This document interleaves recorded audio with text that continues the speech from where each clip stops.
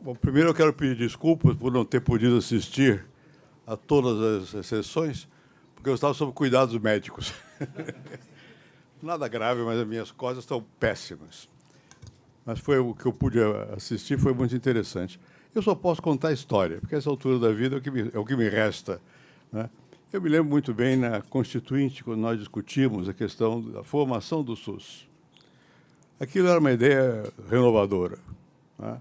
O mesmo conceito de seguridade, nós não sabíamos o que era isso. Bom, o Almir Gabriel teve um papel muito grande nessa discussão, e, na verdade, essa ideia de SUS ele nasceu em setores ligados ao antigo Partidão, e com uma preocupação basicamente social, né? E nós não sabíamos muito bem o que fazer, como definir, que posição tomar, não sei o quê. Afinal, prevaleceu a ideia do SUS. Bom, eu, quando fui presidente da República, o meu antecessor, era o presidente Itamar Franco, ele tinha tido um ministro que era o Jatene. Bom, eu queria muito que o Jatene voltasse a ser ministro. Então, fizemos uma estratégia para eu falar com o Jatene, na casa de uma pessoa amiga minha, que era próxima da minha casa, que eu tinha que fugir da imprensa, né? Para não saber se ele ia aceitar, não ia aceitar, não sei o quê. E fui conversar com o Jatene. Bom, e o Jatene tinha lá suas dificuldades e tal para aceitar. Eu digo, olha, mas eu estou precisando, porque é preciso... Primeiro, a primeira condição, eu preciso de um ministro que entenda de financiamento público, porque senão não tem como dar a partida de verdade. O SUS já existia, né? E o Jatene era um grande operador, um grande médico, meu colega na Universidade de São Paulo, em outra área, mas o Jatene não sabia muito de orçamento, de dinheiro, ele entendia de financiamento. E porque a briga naquele momento era com o ministro da Fazenda. Eu tinha sido ministro da Fazenda, eu sabia muito bem como era que é a questão. O ministro da Fazenda, quando olha, ele olha o orçamento.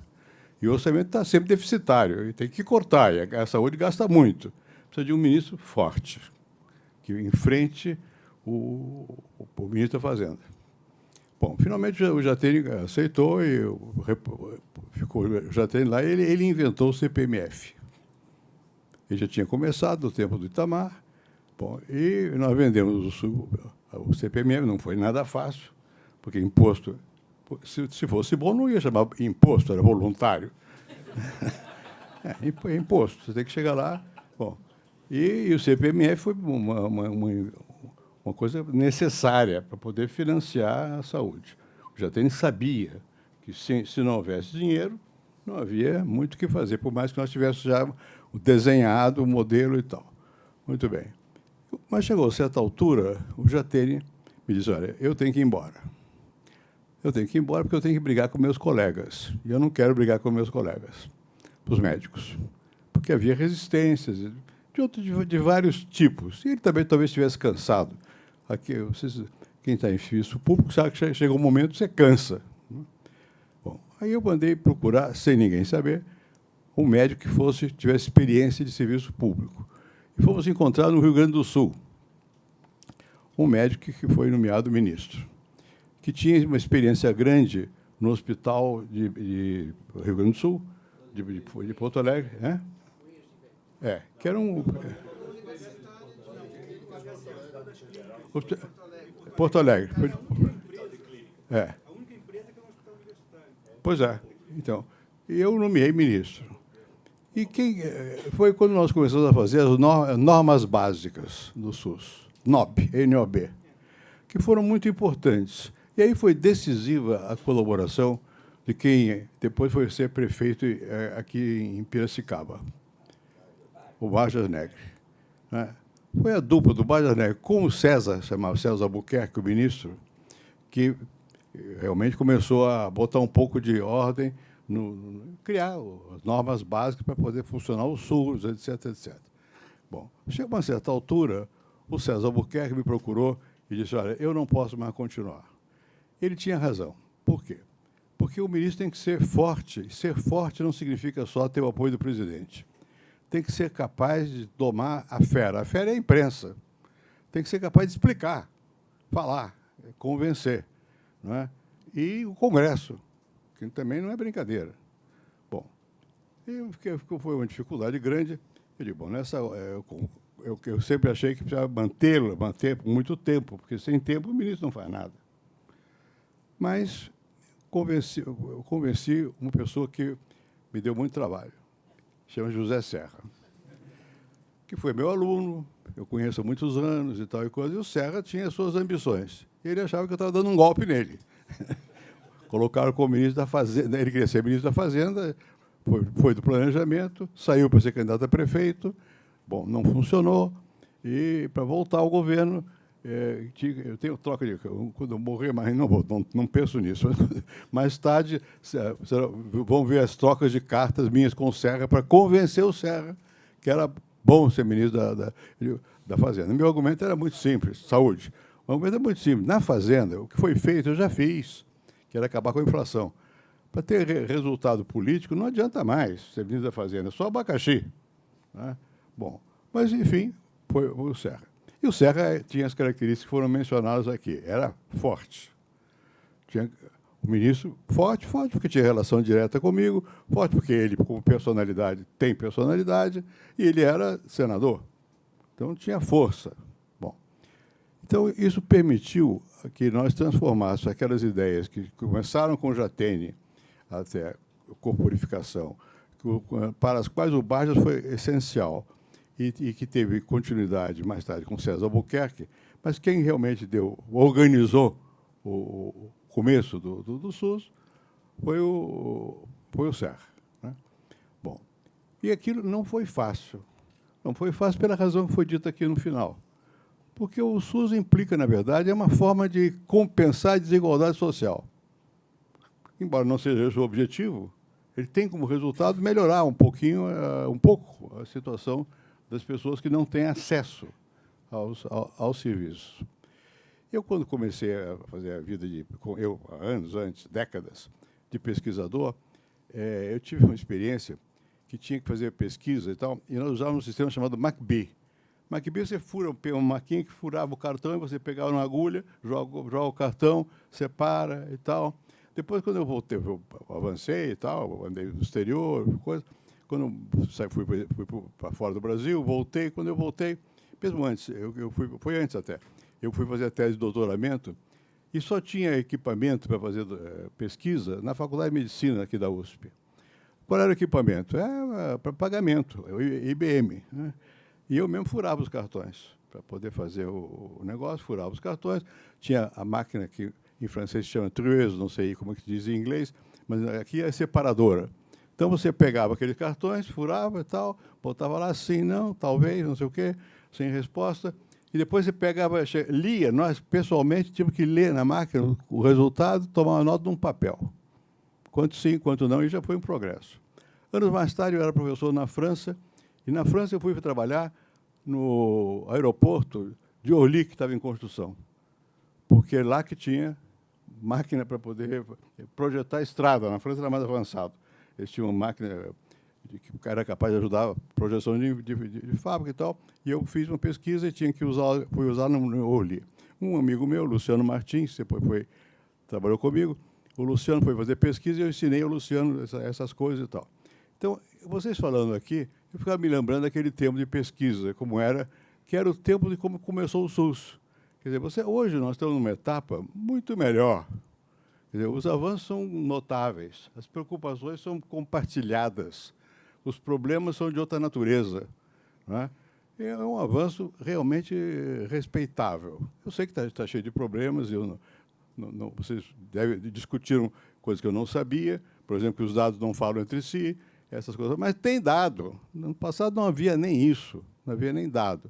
Quer dizer, então, eu só posso ter confiança no que foi feito em matéria de organização de uma saúde que se visse a maioria. E hoje, quando eu vejo a discussão sobre tecnologia, né, e o que vai acontecer, etc., me entusiasma. É bom. Vai ser um problemaço. Como é que vai custar? Quem vai pagar? Faz, não faz? Entende, não entende?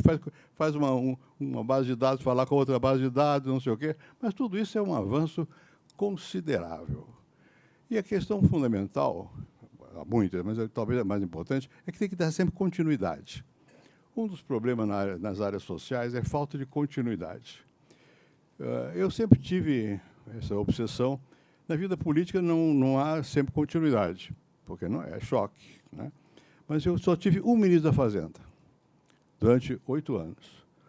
Da Saúde, o Serra levou 5 anos como ministro. O Paulo Renato foi 8 anos ministro da Educação. Porque é preciso que as políticas, quando não tem perpetuidade, não dão resultado. O resultado custa tempo, tem que corrigir, não sei o quê. Tudo bem.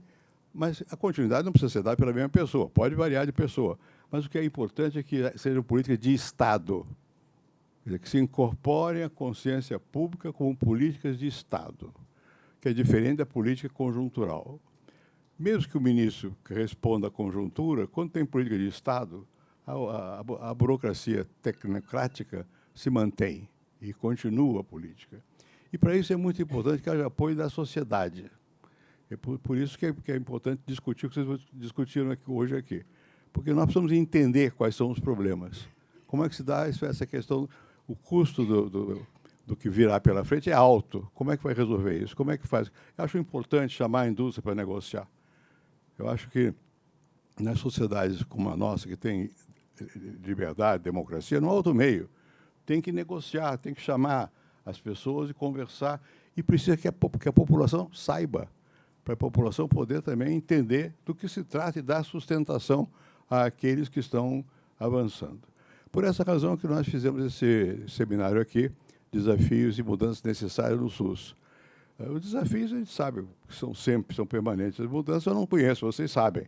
Estão começando a fazer. Agora é preciso que a população, que o Brasil saiba, e não a partir de uma perspectiva negativa, a partir de uma perspectiva positiva. Por isso que eu falei esse lero-lero sobre como é que eram as coisas como são hoje. Nós estamos melhorando, com todas as dificuldades, deficiências, etc., etc., nós estamos avançando, né? E nós temos que manter esse espírito de crença de que é possível funcionar. Quando eu me recordo dos nossos debates na Constituinte, isso tudo para nós eu era líder, era grego.